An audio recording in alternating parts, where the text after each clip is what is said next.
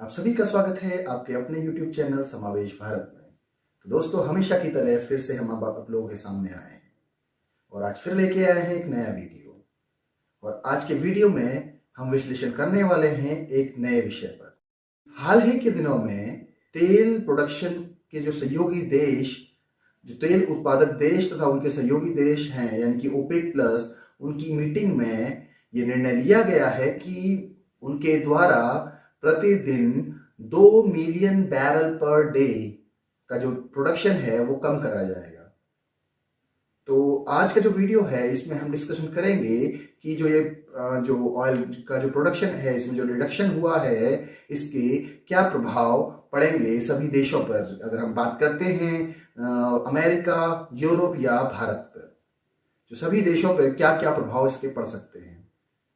तो चलिए शुरू करते हैं आज का वीडियो। तो दोस्तों, जैसा कि मैंने कहा, हाल ही में जो ओपेक प्लस की मीटिंग हुई है उसमें एक निर्णय लिया गया है कि जो प्रोडक्शन है, जो डेली प्रोडक्शन है ऑयल का, वो प्रतिदिन 2 मिलियन बैरल यानी कि 20 लाख बैरल प्रतिदिन कम कर दिया जाएगा। ये रिडक्शन कोविड-19 महामारी के बाद किया गया ऑयल के प्रोडक्शन में किया गया सबसे बड़ा रिडक्शन है।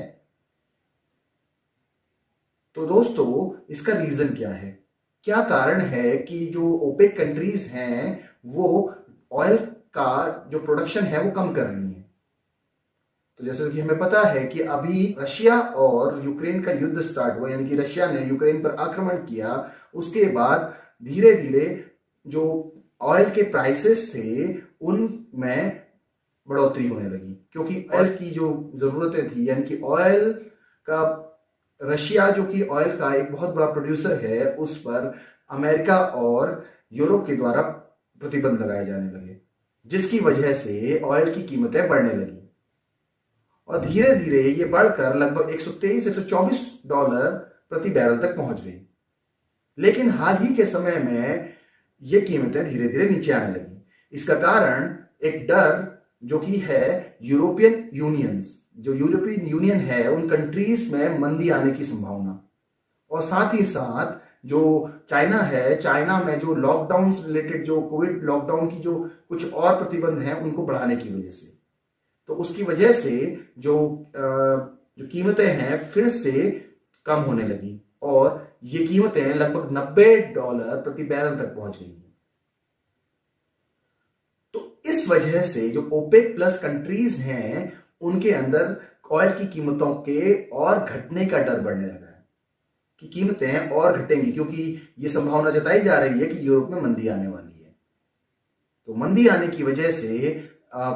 तेल की जो मांग होगी उसमें कमी आएगी। कमी आने की वजह से तेल की कीमतें घट सकती हैं। तो इस डर से बचने के लिए जो एक कारण है, जो कि ओपेक कंट्रीज प्रोडक्शन को कम कर रही हैं, वो एक कारण ये भी है कि प्रोडक्शन कम करके वो इस डर को कम करना चाहती हैं, क्योंकि जो अगर वो प्रोडक्शन कम करती हैं तो कीमतें स्थिर रहेंगी और वो अपना लाभ बनाती रहेंगी। साथ ही साथ एक कारण और इसका समझा जा सकता है, जो कि है रशिया इनडायरेक्टली ये बताना चाहता है यूरोप और अमेरिका को कि अगर वो उस पर सैंक्शन लगाते हैं तो ऑयल की कीमतें बढ़ेंगी और इसका खामियाजा यूरोपियन कंट्रीज और अमेरिका को भुगतना पड़ेगा, क्योंकि मोस्टली यूरोपियन कंट्रीज हैं वो रिलाय करती हैं, यानी निर्भर करती हैं रशिया के तेल और गैस पर। और सैंक्शंस लगने के बाद रशिया से उनके द्वारा तेल लिया जाना कम हो गया है और वो लोग ज्यादा निर्भर हो गए हैं मिडिल ईस्ट कंट्रीज पर। तो इस जो कीमत के बढ़ने का जो फायदा है वो मिडिल ईस्ट कंट्रीज को ज्यादा होगा, और जो सऊदी अरब है वो अब इस वजह से जो तेजी से बढ़ती हुई अर्थव्यवस्थाएं हैं उनमें काफी आगे निकल जाएगा। तो ये सब कारण हैं जिनकी वजह से जो ओपेक प्लस जो संगठन है उसके द्वारा जो तेल की जो प्रोडक्शन है उसमें कमी लाने का निर्णय लिया गया है। जैसा कि हम सब जानते हैं कि यूरोपियन कंट्रीज मोस्टली किस पर निर्भर करती है, यानी कि ठंड का समय आने वाला है, जाड़े के समय में यूरोपियन कंट्रीज में बहुत कड़ाके की ठंड पड़ती है और इस कड़ाके की ठंड में उनको गर्म रखने के लिए जो एकमात्र साधन होता है वो है गैस और ऑयल। जिसके थ्रू वो अपने घरों को गर्म रखते हैं। और इस वजह से जो मांग होती है गैस और कच्चे तेल की, वो काफी बढ़ जाती है और उसके लिए निर्भर रहना पड़ता है यूरोपियन कंट्रीज को रशिया के ऊपर। यूक्रेन और रशिया का युद्ध चल रहा है, तो जो अमेरिका के दबाव में यूरोपियन कंट्रीज क्या कर रही हैं, वो रशिया पे प्रतिबंध लगा रही हैं, जिसकी वजह से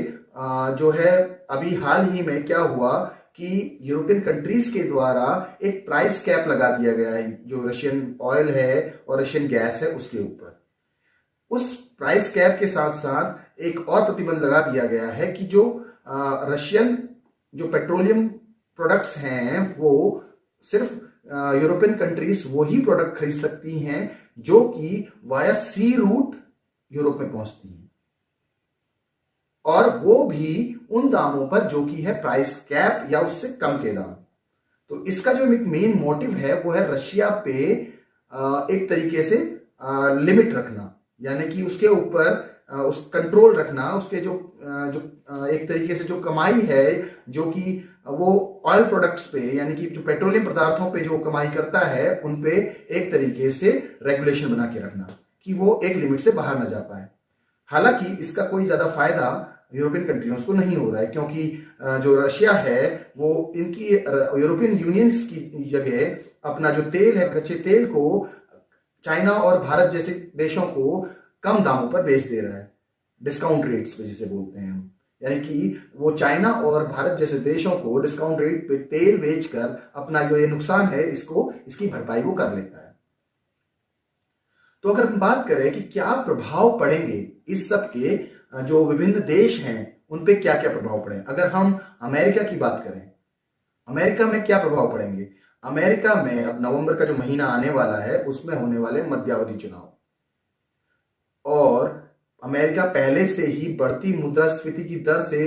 परेशान है और उसको कंट्रोल करने में लगा हुआ है। उसके साथ साथ अगर ये प्रॉब्लम भी आती है तो जो अपोजिशन है उसके पास एक और मुद्दा हो जाएगा जो बाइडेन सरकार के खिलाफ। तो इस तरीके से एक तरीके से प्रॉब्लमेटिक हो जाएगा बाइडेन सरकार के लिए इस सब चीजों को टैकल करना। और अगर हम बात करें यूरोप की, तो यूरोप के बारे में मैंने पहले ही बताया कि यूरोप मोस्टली अभी ठंड का मौसम आने वाला है तो पूरी तरीके से ऑयल और गैस पर ही निर्भर रहता है, और उसके लिए वो ज्यादातर रशिया पर निर्भर रहता है, लेकिन क्योंकि रशिया पर प्रतिबंध लगे हुए हैं तो वो रिलाय होगा मिडिल ईस्ट की तरफ। मिडिल ईस्ट को इनडायरेक्टली इसका फायदा होगा, और रशिया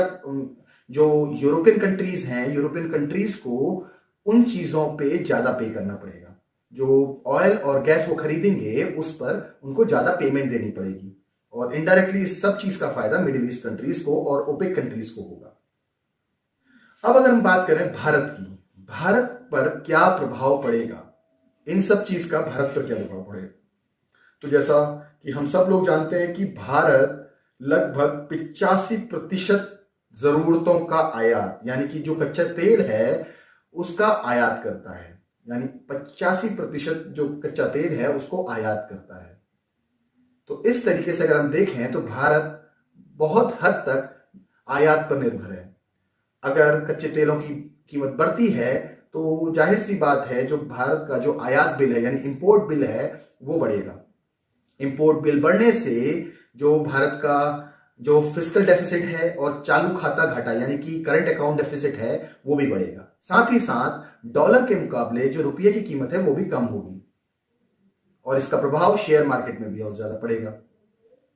तो इस तरीके से जो ये कीमतों में जो बढ़ोतरी होगी, जो आपका ओपेक कंट्रीज और ओपेक प्लस कंट्रीज द्वारा जो ये प्रोडक्शन को कम करने की कोशिश की गई है, इसके द्वारा जो प्राइस का इंक्रीज होगा उससे ये उम्मीद की जा रही कि जो ऑयल की कीमतें हैं वो आने वाले समय में लगभग $100 प्रति बैरल तक पहुंच जाएंगी, और ये अभी जो तेल मिल रहा है प्रति बैरल उससे लगभग $10 ज्यादा है। और जाहिर सी बात है $10 ज्यादा खर्च करना यानी कि चालू खाता घाटा है और जो राजकोषीय घाटा है उसको बढ़ाएगा। तो ये सभी जो नुकसान हैं वो भारत के परिप्रेक्ष्य में होंगे। लेकिन साथ ही साथ कुछ जो भारतीय जो अर्थशास्त्री हैं उनका कहना है कि जो प्राइस हाइक होने वाला है इसका ज्यादा नुकसान भारत को नहीं होगा, क्योंकि अगर हम देखें अमेरिका और यूरोपियन कंट्रीज की तुलना में भारत की जो अर्थव्यवस्था है वो ज्यादा लचीली है और इस वजह से भारत इस जो नुकसान को है वो ज्यादा आसानी से झेल लेगा। तो दोस्तों ये सब जानकारी थी हमारी जो अभी ओपेक प्लस कंट्रीज ने जो ऑयल का प्रोडक्शन कम किया है इस विषय में। उम्मीद करता हूं कि आप सभी को ये जानकारी पसंद आई होगी और अगर आप हमारे चैनल को पसंद करते हैं तो प्लीज इसको लाइक, शेयर और सब्सक्राइब भी करें। तो दोस्तों अब मिलते हैं अगले हफ्ते एक नए वीडियो के साथ, तब तक के लिए नमस्कार।